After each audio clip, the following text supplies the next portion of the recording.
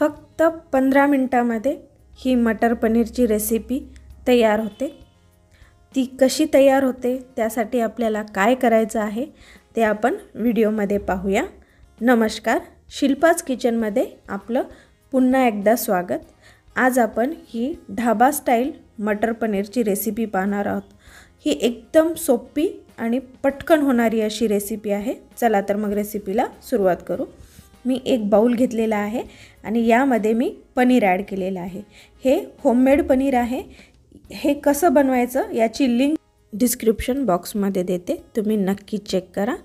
आणि यामध्ये मी आता 1 चम्मच रेड चिली पावडर आणि अर्धा लिंबाचा रस ॲड केलेला आहे आणि याला आपण व्यवस्थित त्याचं मिक्स करून ह्याला बाजूला ठेवून देऊया आणि पुढची तयारी करायला घेऊया। त्यासाठी मी घेतलेले आहेत 3 टोमॅटो, 2 कॅप्सिकम, 2 मध्यम आकाराचे कांदे, थोडीशी कोथिंबीर, हिरवे मटार, आलं, लसूण आणि हिरवी मिरची। आणि आता मी गॅसवर पॅन ठेवलेला आहे, त्यामध्ये 2 चम्मच ऑइल ॲड करत आहे आणि ऑइल चांगलं गरम झाल्याच्या नंतर यामध्ये आपल्याला काही खडे मसाले ॲड करायचे आहेत।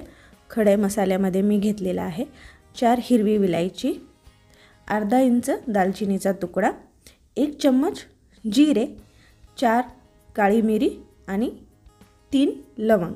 ह्याला 2 ते 3 सेकंद तेलामध्ये परतून घ्यायचा आहे, जेणेकरून खड्या मसाल्याचा फ्लेवर तेलामध्ये उतरला पाहिजे। आणि त्यासोबत रफली चॉप केलेला कांदा ॲड केलेला आहे, याला पण आपण 2 ते 3 सेकंद परतून घेऊ। आणि त्यासोबत त्यामध्ये आलं, लसूण आणि हिरवी मिरची ॲड करून घेऊया आणि याला आपल्याला फक्त 4 ते 5 मिनटं परतून घ्यायचं आहे।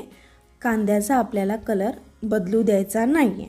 आणि यामध्ये मी 5 ते 7 काजू ॲड केलेले आहेत। काजू ऑप्शनल आहेत, तुम्ही ॲड केले तरीही चालेल, नाही केले तरीही चालेल। आता हे आपण काढून घेऊया। काढून घेतल्याच्या नंतर हे आपण थंड करायला ठेवून देऊ। आणि त्याच पॅनमध्ये मी पुन्हा 2 ते 3 चम्मच ऑइल ॲड केलेलं आहे आणि ऑइल चांगलं गरम झाल्याच्या नंतर आपण जे पनीर मॅरिनेट करून ठेवलं होतं त्याला आपल्याला फ्राय करून घ्यायचं आहे। यामुळे पनीरला मसाला लागतो आणि पनीरची चव वाढते। ही स्टेप तुम्ही स्किप करू नका, जरूर करा। आणि पनीर 2 ते 3 मिनिटांमध्ये चांगलं फ्राय होतं आणि आपण हे काढून घेऊया।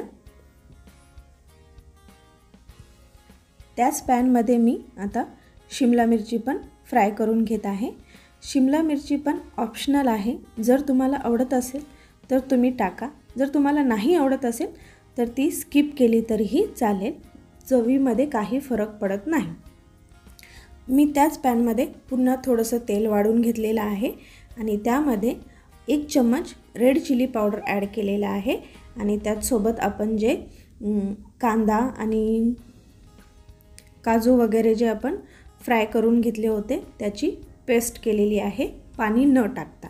आता ही पेस्ट आपल्याला या तेलामध्ये ॲड करायची आहे आणि याला आपल्याला चांगलं असं परतून घ्यायचं आहे, जोपर्यंत मसाल्याचं ऑइल रिलीज होणार नाही। भाजी तुम्ही कोणतीही बनवा, पण मसाल्याचं ऑइल रिलीज होईपर्यंत तुम्हाला ते व्यवस्थित असं परतून घ्यायचं आहे, तरच भाजीची चव वाढते। ही गोष्ट तुम्ही नक्की लक्षात ठेवा। त्यामध्ये मी अर्धा चम्मच हळद ॲड केलेली आहे आणि ह्याला चांगलं आपण ऑइल सुटेपर्यंत परतून घेऊया। आणि त्याचसोबत आता मी 1 चम्मच धना-जिरा पावडर ॲड केलेला आहे आणि यानंतर जे आपण टोमॅटो घेतले होते त्याची मी पेस्ट केलेली आहे आणि हे मी ॲड करत आहे। आणि याला आता आपल्याला पूर्णपणे मध्यम आचेवर 4 ते 5 मिनटं ऑइल रिलीज होईपर्यंत शिजू द्यायचं आहे। आणि यामध्ये मी 1 चम्मच मीठ ॲड केलेलं आहे। हे शिजते तोपर्यंत तुम्ही कणिक मळून घेऊ शकता किंवा भात ठेवू शकता आणि याला कमी फ्लेमवर ठेवून याला चांगलं तुम्ही शिजवू द्या, त्याचं पूर्ण तेल सुटलं पाहिजे मसाल्याचं। याला कव्हर करून आपण शिजवून घेऊया 4 ते 5 मिनटं। हे पहा 4 ते 5 मिनटं झालेले आहेत। मसाल्यानं किती छान तेल सोडलेलं आहे। आता हा मसाला तयार झालेला आहे. यामध्ये तुम्ही फ्लावर ॲड करू शकता किंवा आलू मटर ॲड करून आलू मटरची पण भाजी बनवू शकता. यामध्ये तुमच्या आवडीनुसार जी तुम्हाला भाजी आवडते ती भाजी ॲड करून तुम्ही मसाल्यामध्ये भाजी तयार करू शकता. आता मसाला चांगला आपला शिजलेला आहे. आता यामध्ये आपण मटार ॲड करूया. हे मी आत्ता हिवाळ्याच्या ऋतूमध्ये जे फ्रेश मटार भेटतात ते घेतलेले आहेत. याऐवजी तुम्ही फ्रोझन मटार पण वापरू शकता तुमच्या आवडीनुसार. हे फ्रेश मटार आहेत त्यासाठी मी याला थोडंसं शिजवून घेत आहे. कवर करूया आणि थोडंसं शिजवून घेऊया आपण याला. 3 ते 4 मिनटं झालेली आहेत आणि यामध्ये थोडंसं पाणी ॲड करून याला एक उकळी आणून घेऊया आपण. आणि आपले मटार तोपर्यंत चांगले असे शिजले जातील. आता यामध्ये मी एव्हरेस्टचा किचन किंग मसाला ॲड करत आहे 1 चम्मच आणि त्याचसोबत मी गरम मसाला पण ॲड करत आहे 1 चम्मच.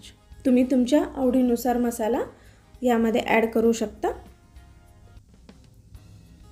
याला आता आपण व्यवस्थित असं मिक्स करून घेऊया.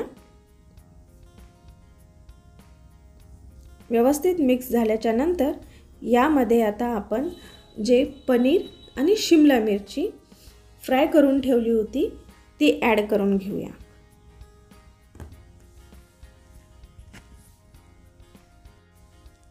याला आपण हलक्या हाताने मिक्स करून घेऊया. पनीर आपलं तुटलं नाही पाहिजे. आणि त्यासोबत मी ही फ्रेश क्रीम ॲड करत आहे.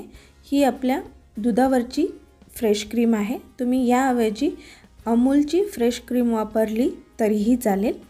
आणि याला पण आपण व्यवस्थित असं हलक्या हाताने मिक्स करून घेऊ.